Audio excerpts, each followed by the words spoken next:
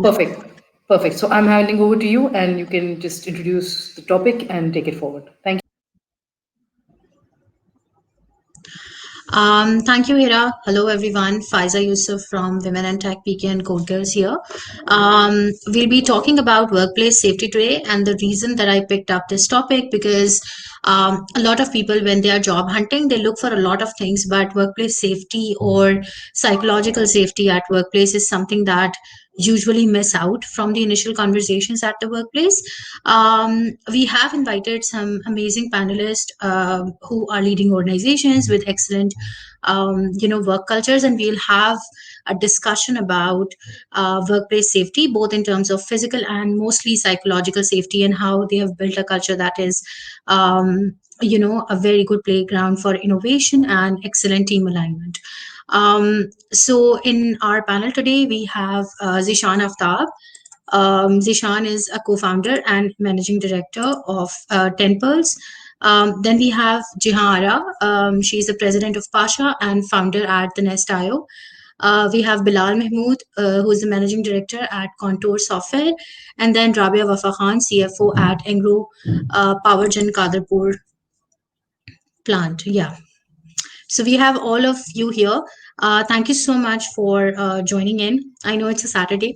मुझे थोड़ा सा बिलाल साहब ने कहा भी था कि सैटरडे वाले दिन आपने पैनल रखा है but thank you so much for joining in मैं I wanted to talk about why it is important, why it is an important discussion right now is because we are kind of talking to a lot of people who are looking for jobs, and we want to equip them with the knowledge that when they are looking for an organization, what kind of things that they can look for in finding a culture that fits with their personality and their aspirations for their career.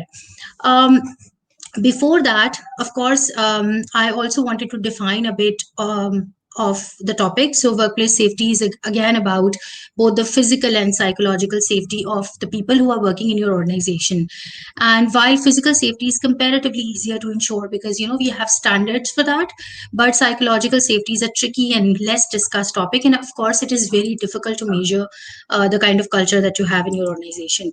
And when we define psychological safety, it is about being able to show and employ oneself without the fear of negative consequences of self-image, status, or career. So your team can express their ideas and be very candid with you and authentic with you while they're working in your organization, and they're not scared about being themselves, and they do not have to take a political route to get things done in the organization. Yeah, so that's about it. That was my part. I'll start with a question. So the first question is for Jehara, but before you answer your question, initially I would really like you to kind of take 2 or 3 minutes and talk about yourself and tell people more about why you said yes to this panel and why do you think it's important for you as well. So, Jehan, the first question is that, of course, your organization is one of the most happening places in Karachi with so many startups coming and going. So, is there any way that you or your team kind of ensure that the place stays sane and safe for whoever is coming in?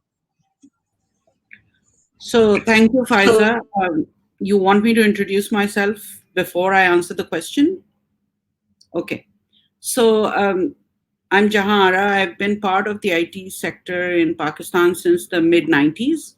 So that tells you how old I am. And I really didn't want to let you know how old I was because, having a baby face makes people wonder how old you are until they actually find out the number of years that you've been in business. But it's always been important to me because from the first day since I joined Pasha and the IT industry, I noted that the number of women were minimal. So I was the only woman who was part of Pasha discussions in the early years. And although the numbers have increased, they are still not satisfactory. And I feel that limits the growth of the IT industry, the diversity of what we're able to do as an industry. And also, of course, I mean, if 50% of your potential workforce is not available to you, then I think there's something totally wrong. And there are so many talented women that we see all around us who should have that opportunity to be part of a sector that is growing and could grow even more if women were a part of it. And when people talk about the IT sector, they don't understand it's not just programmers. Although we have a lot of talented women programmers, but there's user experience, there's project management, there is design, there is so much that is part of the IT sector that people don't understand. That's what makes the industry what it is. So I think not having women as part of it is just something that is not acceptable. And that's why I've been so passionate about talking about it. And that's why I felt that being a part of this panel was very important. About the Nest IO, we started this 10 years ago, 6 years ago, sorry. And I think the reason it is considered a safe place by everybody, this includes people I hire. So out of my 10-member team, 9 of them are women. And I didn't go out to look for just women. I looked for the most qualified people that were needed in the nest to make sure that we were able to do what we do. And they just happened to be women. And I want to make sure that people understand that, because this is not activism on my part. This is, let's go look for the right people and make sure they're given the right jobs, because they're not. As you know, as a standard rule, people don't want to employ women and they have many excuses for it. I think that is changing, and I think some of the panelists, Zeeshan and Bilal, have shown that this is changing and how they have benefited from it, and I hope they will share that. How we make sure that it is safe? When we hire, we make sure that our team understands that this place should be safe for women as well as men who come here, and especially because they are young.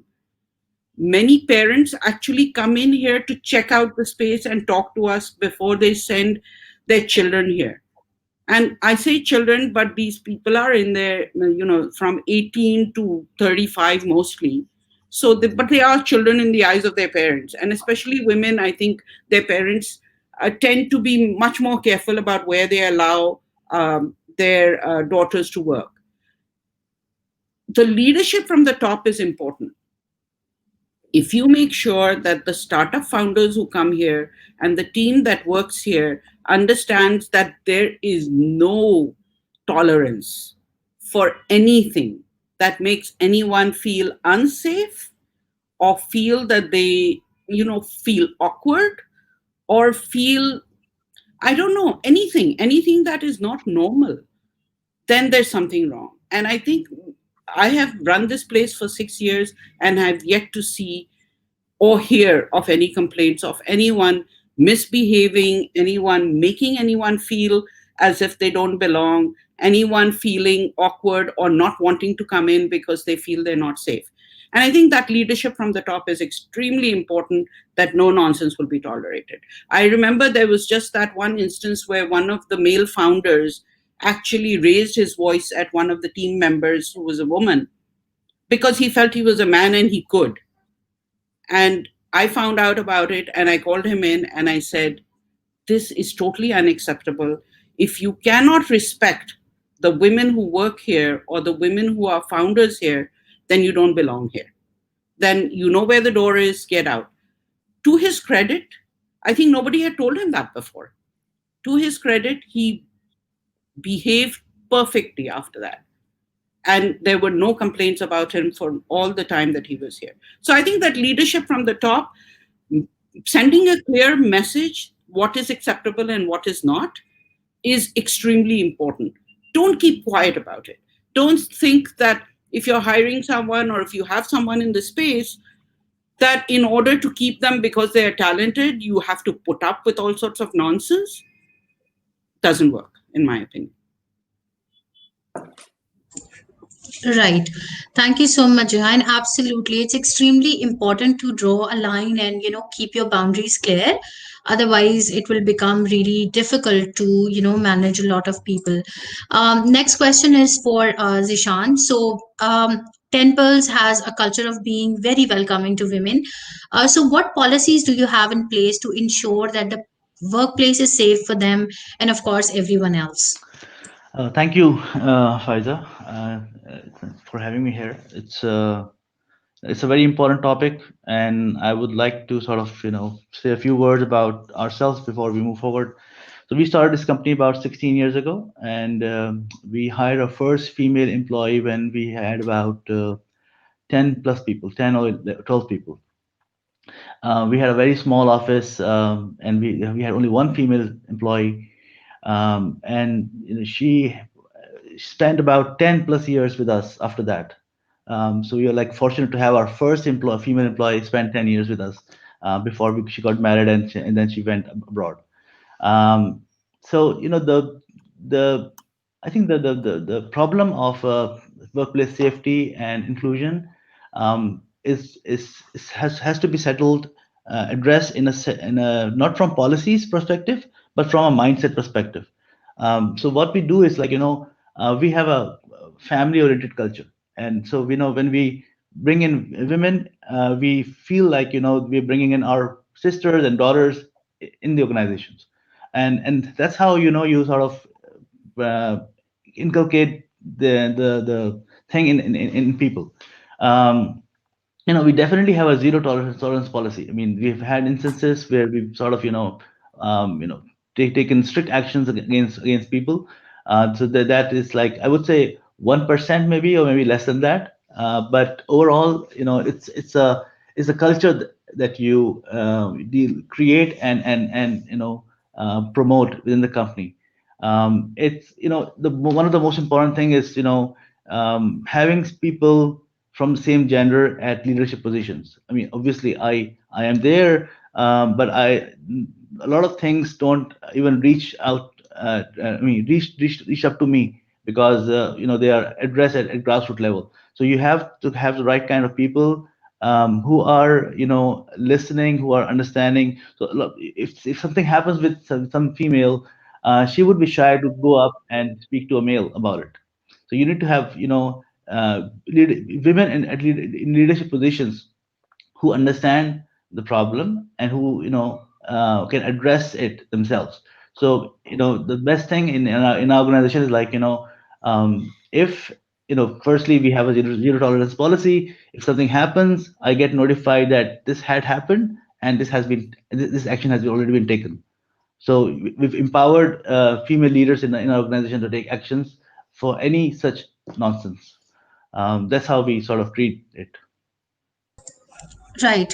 And on a follow up to that, are there any specific policies that are around this area, in the sense to ensure that the place is physically and psychologically safe, or anything that is specifically towards women? Absolutely. So we make sure that if there is work left, these days everybody's working from home. But I am telling you stories about from 2019, when people used to stay back and spend late hours in office. So we had clear policy that any female staff staying back after 5 p.m. or 6 p.m. has to be given a company conveyance to their home. And these are like trusted contractors who've been hired to sort of do that. Similarly, any we would recommend people, female staff, to sort of leave early, and then reach home and then work from there as well. This has been happening in the past as well.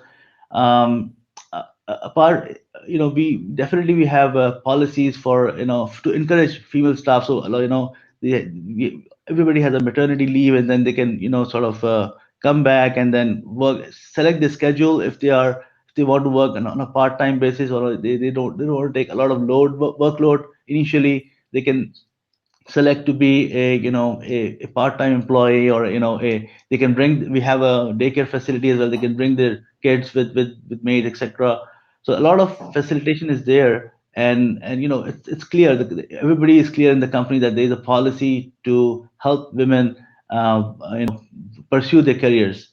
And we will do that at any cost. I mean, if it requires some sort of leverage given to them, we would do that. Right. Thank you so much, Ishan. So, Bilal sir, coming to you, when we talk about safety policies in the workplace, what do you think are the bare minimum that should be there in an organization? So if, for example, someone is looking for joining a company, what kind of questions they need to ask about workplace safety from their prospect employer to get to know the company better, or policies that are there? Thank you so much for having me. Can you hear me okay? Yes. Yes. Thank you. So Contour, just I'll give a little bit of a couple minute introduction about Contour software. Contour software started about 10 and a half years ago. And we have evolved significantly. We've grown to about 950 staff. We have childcare facilities in all three of our offices, Karachi, Lahore, and Islamabad. We have at the moment at least 16 women that I can count in team lead, manager, or associate director level. But 10 and a half years ago, I inherited a dozen people from an acquisition we completed, which basically started Contour's story. And they were all men. And we hired another 10 or so people before finally, we hired in our second year our first 3 women employees, one in a documentation role, one in a QA role, and finally my first HR hire when I could afford to hire an HR person. And one of the things I take great pride in is that of those first 3 women we hired, 2 of them are still with us today. One of them, she's not even in the same country anymore. She had to move to Saudi Arabia once she got married. And even we allowed her to continue to work remotely for us from there because of the subject matter expertise and quality of work she'd been doing. So, as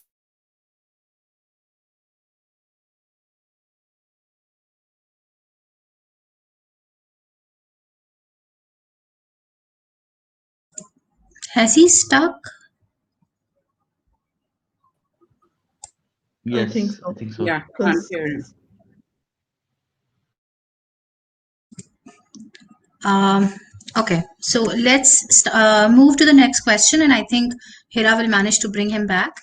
So next question is for you, Rabia. matters into it. Again, oh, Bilal Sahib is here. Okay, let's let him continue. Yeah, Ji Sorry, Bilal sir. is there an audio issue? No, you got stuck for a moment, but now we can hear you. Okay. Okay, sorry. So having that documented is important, but what's more important, and you see the same thing with laws in Pakistan, the implementation and oversight of that implementation on an ongoing basis is a lot more important. So we happen to have the first HR hire was the best of the candidates interviewed, and she happened to be a woman. But when we started in Lahore and then we started in Islamabad, the top candidate was actually a man, and we were in early days and we couldn't really afford to hire 2, and instead we made sure to hire 2, so we'd have 1 woman and 1 man. And the reasoning is, it's you can't really truly empathize unless you've walked a mile in the person's shoes, and you can't, no matter how hard we try, if you don't have a woman in a management team to be the voice, bring the perspective, I think that's step 1. You have to have that to begin with. So having her in, and she's still with us. She leads the HR team today. Then another element is, of course, ensuring that everything from emergency evacuation to harassment, all those matters, there be something written in your handbook that deals with all those matters, and ensuring that on day 1 you spend a few hours on all these onboarding matters, especially related to safety, physical, psychological, and all those aspects. But you also have to take some steps, operational, strategic, in including people and making them feel that they're included. So our early days, a bunch of men, the most of our fun and games was around cricket. and there was a conscious effort to expand that, to make sure that we started to spend our social agenda on things that would include people, men, women, people that preferred other activities, to just make sure that we were addressing everyone's needs. And especially the majority is always going to be loud and vocal. They'll get what they're looking for, but you need to make sure to um, not just address everyone's needs, but try to get the quiet ones to tell you what their needs are, or anticipate and ensure to cover for it. And we actually had somebody in the company who took the lead on the social agenda, and he was quite popular at the time, and unfortunately had a habit of kind of putting women in a box and kind of dealing with it that way. And we had to tread carefully and kind of move our culture away from that. And it was a bit of a tough exercise, but over time we kind of came out on the other side. It's important to have a relatively flat hierarchy. We have something what we call a period in review.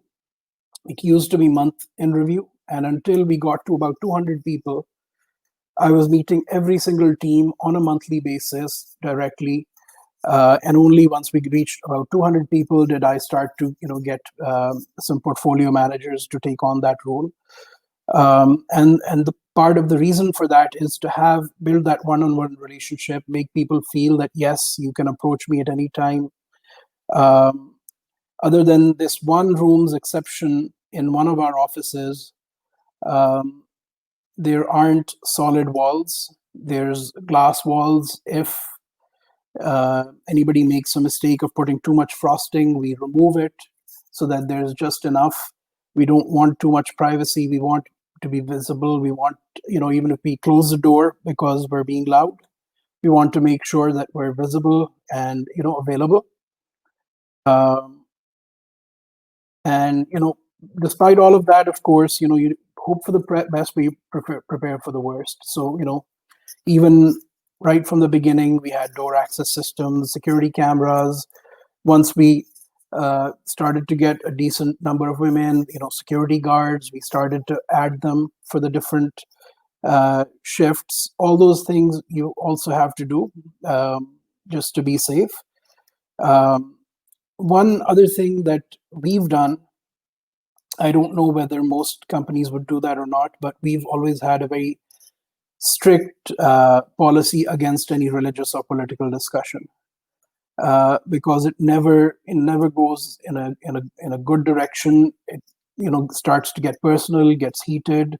Some people can find themselves feeling it's a hostile environment. So we've always had a documented, communicated culture that none of that. So these are some of the things that we've implemented over the years. Right.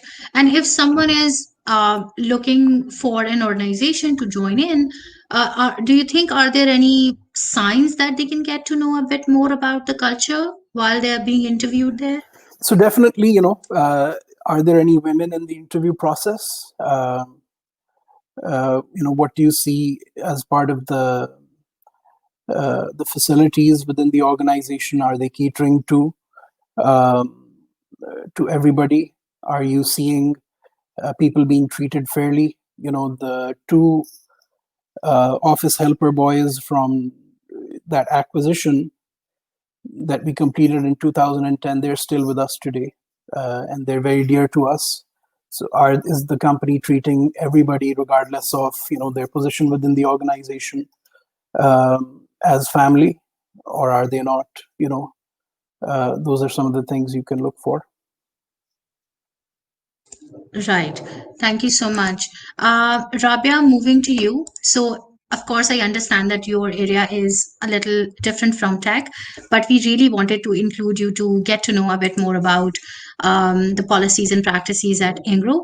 So, the question for you is, what policies and perks Engro specifically have to ensure a safe working environment? Again, because a lot of you work at the power plant and are away from your families and from your own city. So, how do they ensure to make sure that you all are feeling safe in that environment?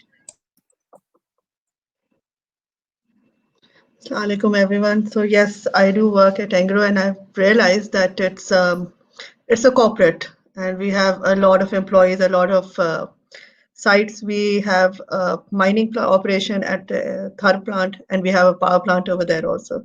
This I'm talking about only the Engro energy vertical. We also have a gas-fired plant at Qadirpur, which is closer to northern Sindh.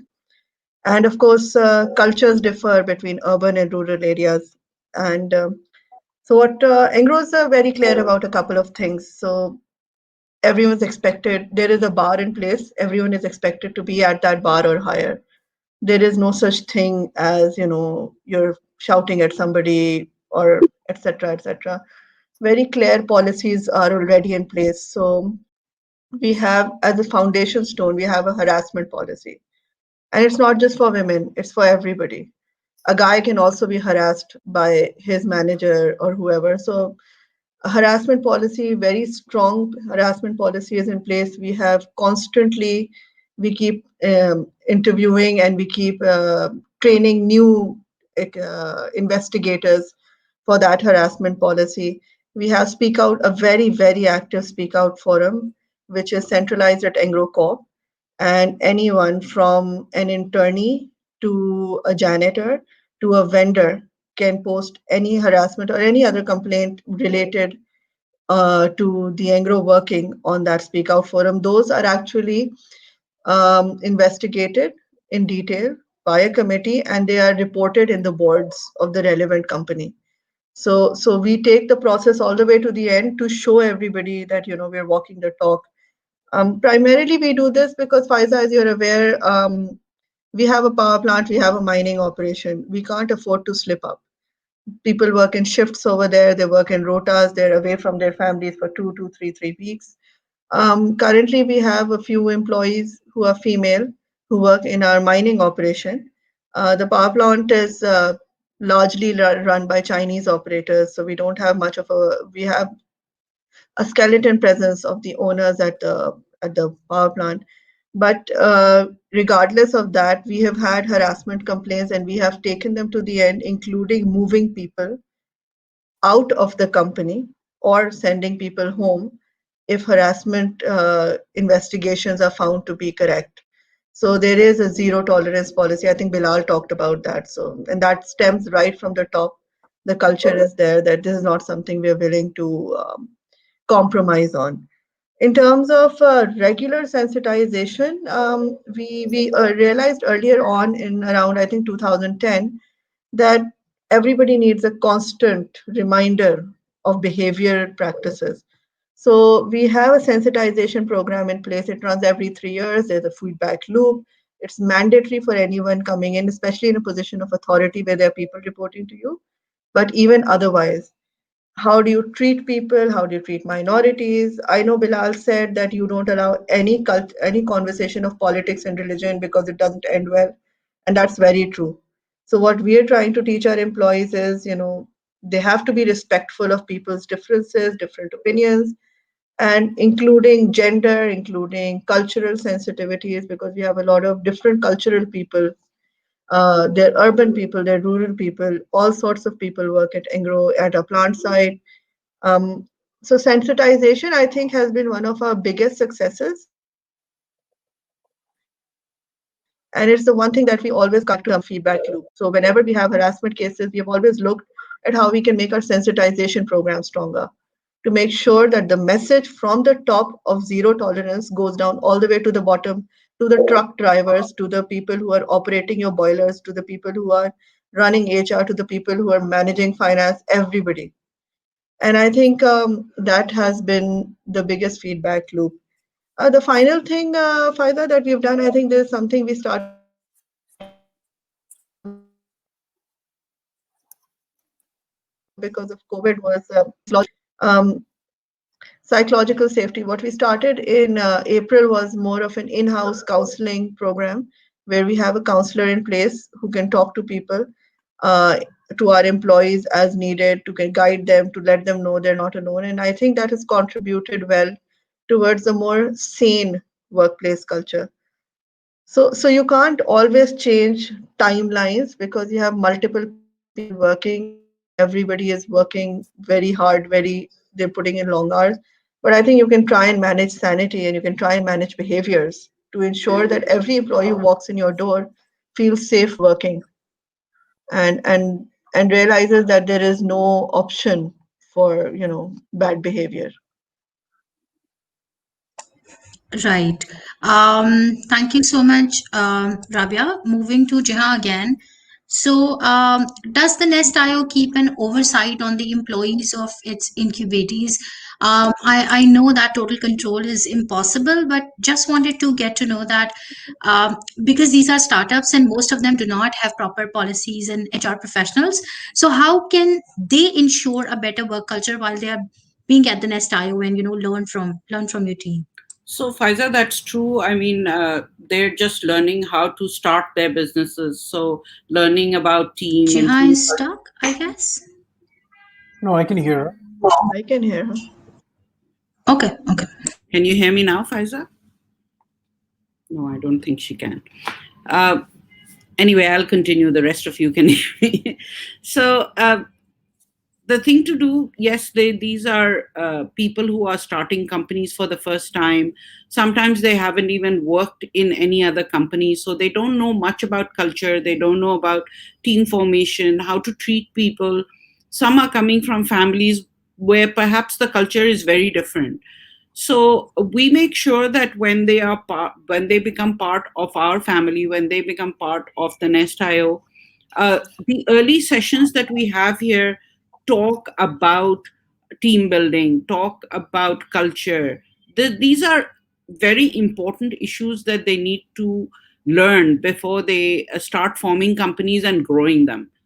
Because then it can, if that is not addressed in the early days, later on it can come to haunt them. So yes, first of all, we hold sessions where they are encouraged to talk about what they think, and then we talk about how different companies are addressing team building, how they're focusing on culture, and how important culture is when you're starting a company and growing it. That's one part of it. Secondly, most of my team sits outside with them. And so they see us engaging with each other, they see us engaging with them.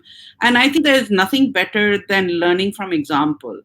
So we keep an eye on them, although this is not, this is not sort of a police state sort of organization where you keep an eye on everything that goes on. But yes, small things like even when they're using the cafeteria, many of them are not used to picking up after themselves or making sure that they keep the place clean, because that shows respect for the place that you're working in.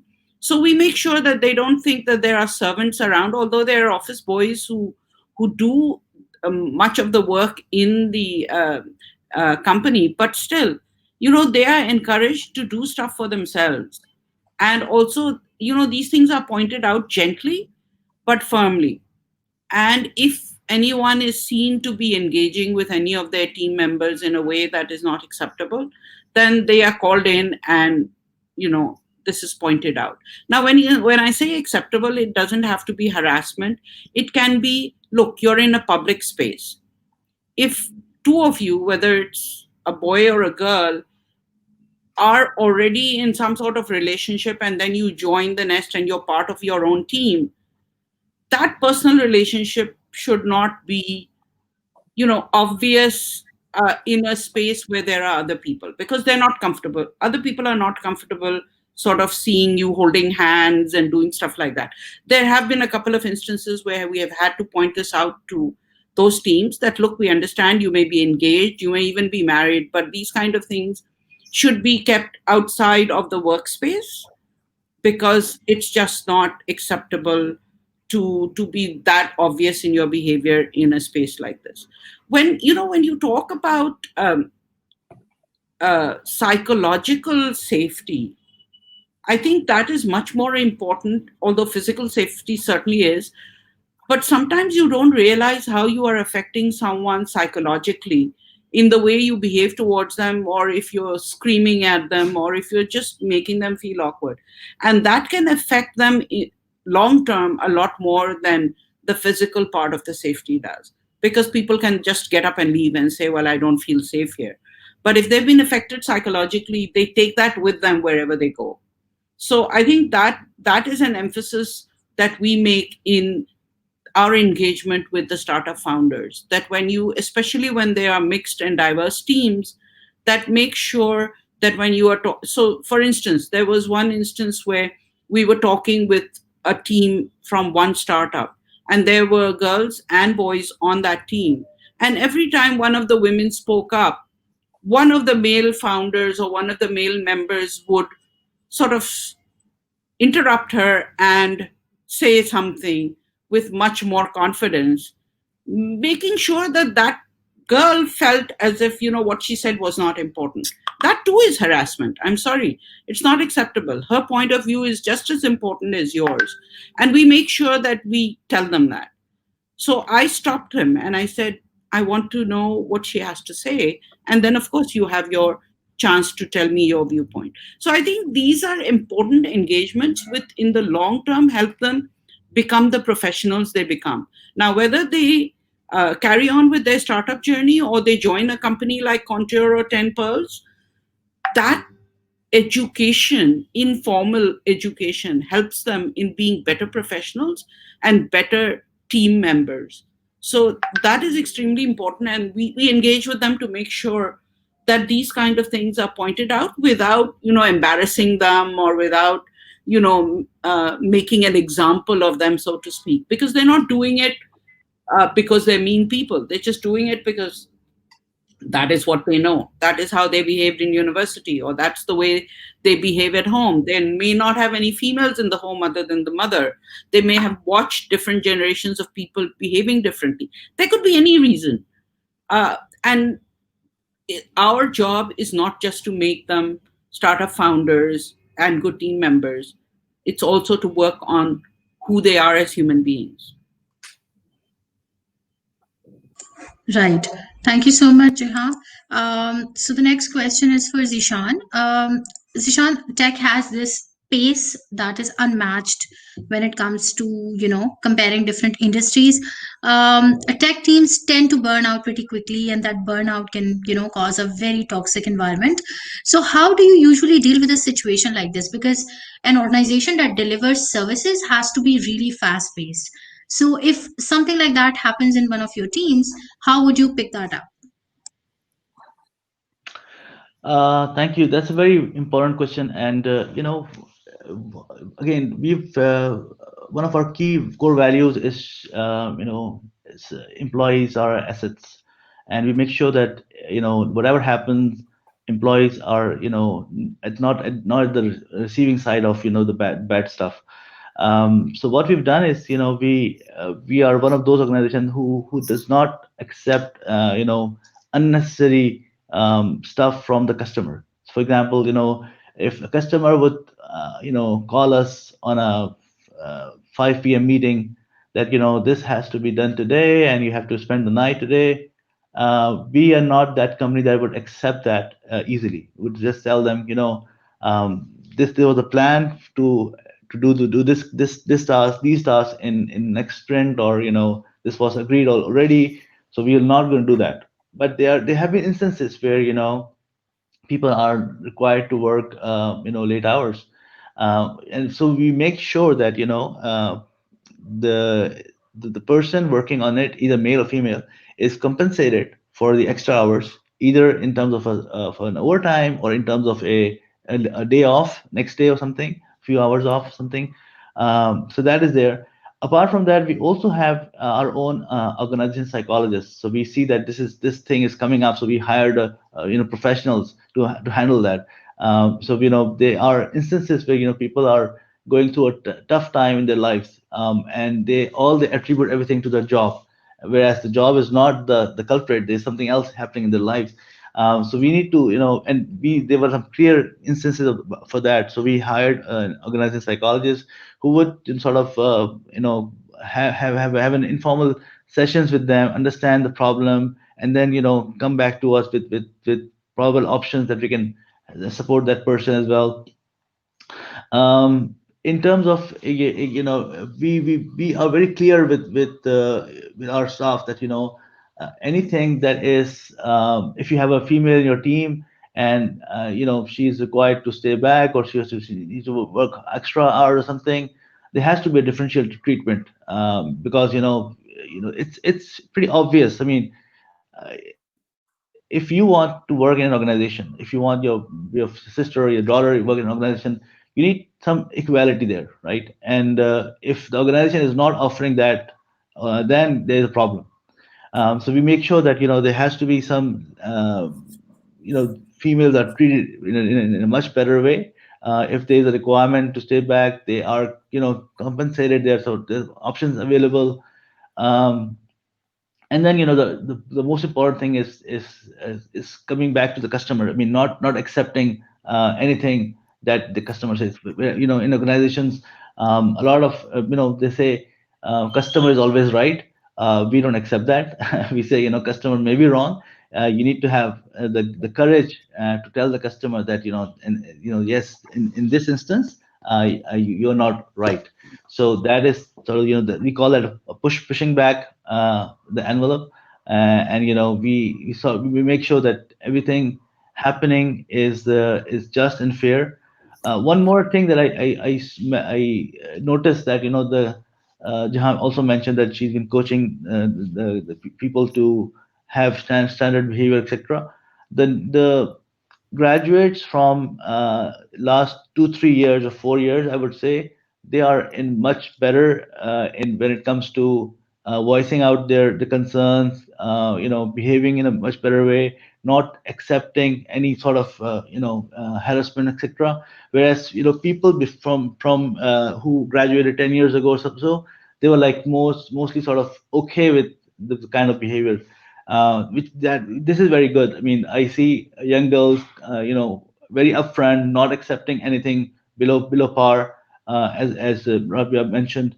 So, that is a good thing. So things are very much on the better side, and things are improving, and we see that men are sort of understanding that they have to be inclusive as well. Right. Thank you so much, Zeeshan. So, Bilal sir, you run an organization that has nearly 1,000 people, a lot of people, a lot of locations, and of course, it can turn into it can kind of bring up a lot of cases when it comes to intimidation or some kind of bullying, or people getting political for their specific agendas. So, if something like that happens, and that is kind of also part of text toxic traits, that these kinds of things happen, so how would you deal with a situation like that? So you can hear me, right? Yes. Yes. Perfect. So, our interview process, we're a little bit notorious or known for it being longer than most companies. We have multiple steps other than, technical tests. The technical interviews are conducted by people who themselves served in those roles in teams. We have separate HR or non-technical interviews. And these interviews are being conducted by people that have spent a lot of time with me, 7, 8, 9, 10 years, because for, again, till we reached about 200 people, almost everyone who was being hired was having an interview with myself. So, that building that sort of sense of culture and expectations with your early core, for as long as it's humanly possible for you to be a part of the process with every single hire. That's something that we've done. And the other thing that we have is we have our 3 or 4 steps locally, but then we also have the benefit of that final validation interview being conducted by a manager from onshore, from in another country where the division office is located. And I do believe that bias is inherently local, whatever the country. So there's a chance or a potential of that being there. Somebody referred somebody because they're like-minded, and we feel that this step helps us to kind of have another filter for that. At the sort of the start of the funnel, what works for us, at least in the first 8 years, a little over half of all people who actually got hired came in via employer reference. So versus a personal reference, the employee reference is a lot more of a professional gauge about what you can expect in terms of their work as well as their behavior. Again, we make it clear that everyone is important. The girl sitting at the front desk, she doesn't call me sir or anything like that. She calls me by my first name. So we do our best to have to do things that will permeate and be an example for everyone, to set that sort of flat hierarchy. But sometimes no matter what you do, people are going to be in their best behavior in the interview process, and despite all of your coaching, sometimes the only option for the good of the rest of the team is to part ways. But we do quite a few things. People, when they come in, our seniors are incentivized to share knowledge within the team and across the teams. We incentivize the success of the incoming people. The people that are already with the team are incentivized for the growth of the team. There are times when you'll notice that a group of people are sticking with each other, and then there's a small, maybe one or two people that are new, or the older lot has they're just busy, and they're not having an easy sort of mingling. So we put in place employee engagement and interaction activities. We have mixers. We plan them out to get people from even teams and departments that would otherwise not necessarily have any reason for interaction. And the purpose is to increase your network within the company, increase the number of people that you feel comfortable communicating with, can get mentorship from. And I think that's also worked well for us. Right. So, Rabia, the next question is for you. You mentioned a bit about the speak up culture at your organization. Um, Again, the situation that you guys deal with is comparatively more complex than tech, because again, rural and urban people from different cultures and rural and urban areas are working together. So, tell us a bit more about this platform, or how does it work, and if someone has a problem, what happens when they report it, and how the company can take steps to resolve that. Okay, so our speak out culture is fairly old. We started it around 2008, 2009, and it's been an evolving process. We've tried multiple things. We've seen what works, what doesn't. We've gone back to make it better. We have an email address. We have a telephone number. The phone number we have stopped now. It's primarily on email now. And we have now empowered managers, mid-level managers and above across the subsidiaries that any speak out complaint can be made to individual harassment committees across the subsidiaries or the companies and forwarded to the speak out email address by employees, managers also. The way it works, Faiza, is you have a problem. You could be a guy, you could be a female. You could have a boss who's toxic, who you think is picking on you, who's not giving you the right opportunities. These things happen. Someone's not giving you opportunities. Like Jehan said, there is mansplaining happening. The younger lot is being put down because the older lot wants to get things done faster. All of these get reported to the Speak Out forum. There is a team which is assigned. An corporate audit looks at the Speak Out forum and handles all the complaints. A team is assigned 2 people, 3 people. For example, the agro energy vertical has a harassment committee. I'm part of that committee. Anglo Fertilizer has its own harassment committee, and queries are redirected to the individual committees because they're on ground and can handle them.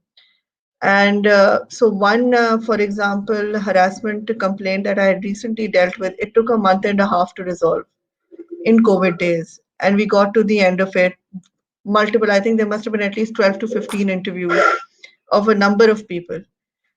So we take it that seriously. We go down to the nth level of detail. There is a lot of reporting to the CEOs just to show and to walk the talk. I think what's most important in a successful speak out forum is that the CEOs and the top management have to be aligned.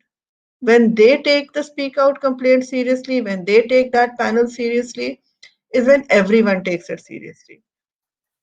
So while having a speak out complaint against you is not a kiss of death, so to speak, it is enough to raise eyebrows. So you also realize as an employee that something has to change, like Jehan said, in your behaviors, in the way you deal with people, something has to give.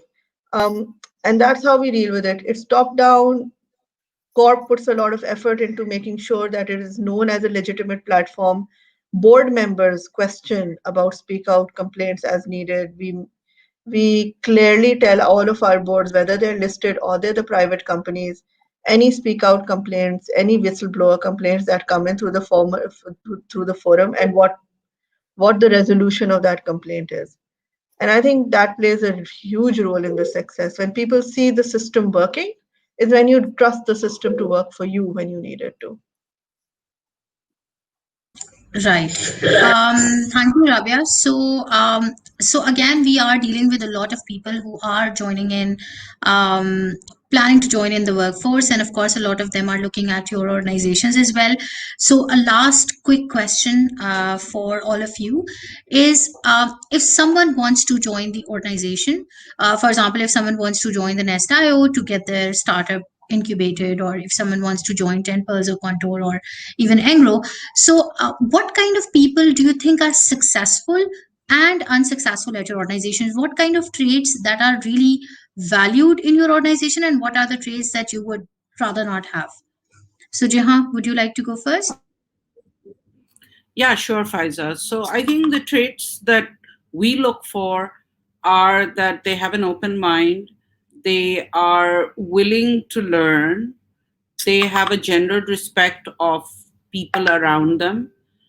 Everything else can be taught, but they need to have a belief in what they're doing, and they need to have an open mind, so that if someone tells them that, look, or asks them, look, this is the startup that you have, but we think that this is the pivot you need, or ask them questions related to their startup, they should be able to explain it without getting offended, without holding it against whoever that person is.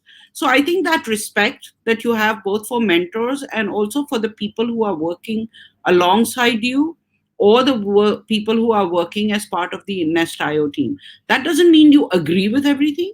That just means that you have an open mind to take in what is being said and then respond accordingly, but with respect. So I think for a successful person, whether it's a professional or whether it is a startup founder, you definitely need, the key thing is you need to have that respect for other people, and also you need to be able to learn from others, learn from everything that is around you, learn from resources that are available, because unless you are on that continual journey of learning, you are not going to get very far.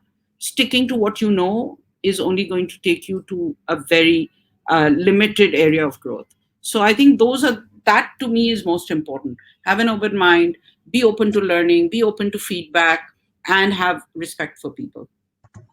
Right. Thank you, Jehan. Zeeshan, would you like to go next? Yes, so I think obviously we look for technical skills. The person has to have good technical skills. Apart from that, then communication is very, very important. We see a lot of people who are very good technically, but they are not able to express themselves, and that's why we are not able to take them on board. And then the least one of the most important that Jahan mentioned, respect for people. and the person has to be a people's person. I mean, you have to be a good communicator, and then a good people. There are people who are very good technically, and they're independent performers. We would rather not take them, but we take an average sort of a technical person who is good with people, because most of our projects are done in teams. So if you're not a good team player and good communicator, then there's a problem. Obviously, the people who are not going to be successful are who aren't willing to learn. I mean, it's okay to have moderate technical skills, but if you have an open mind, if you're willing to learn, then that's the key. That's the most important part. Right. Thank you, Zeeshan ji. Bilal sir. So one key trait that we look for is people need to be self-driven. Even 10 years ago, we were offering people the work from home option. Women especially often would want to, if they're working for a Pacific Coast division and they want to go home by 5 or 6 and then continue and connect for their meetings from home after dinner. So there's a level of self-driven expectations that you have from an adult, and there's a little bit of a cultural problem in Canada or the US, or probably in the UK also. If you don't attend a single class in university, but you come and sit for the exam and you ace it, you go through. In Pakistan, if you didn't attend a certain number of classes and have attendance even in university, you're not even going to be allowed to sit for the exam.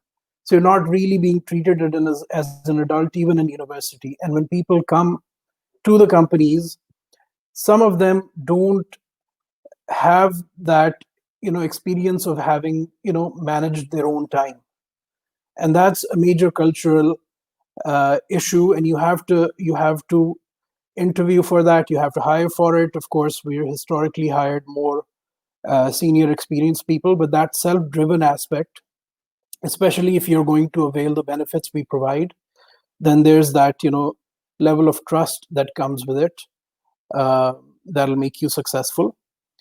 Track record of consistency is very important. Listening skills is critical that we interview for, and of course the good communication, teamwork, ongoing learning. All of these things are very critical for success at Contour. Right. Ji Rabia. So more of the same. Obviously, baseline technical skills in whichever field those candidates are coming in, goes without saying, they have to have it. Hard work and communication skills are also part of our baseline. It goes, again, it's part of the package deal. But I think what we look for in Engro is a lot of we look for ambition and we look for drive. Like Jehan's, I think Zeeshan said, you can teach a lot of things, but the drive to pick up something and take it to conclusion, to look for new things. So we do big things. We've done the third dream, we've done the Nven project. So for that, the DNA has to be people who are willing to take ownership of blue ocean ideas and drive it to conclusion. And that's what we look for above the baseline ingredients for a successful employee. So our culture has a lot of room for ambition and for drive. So that would be it. Right.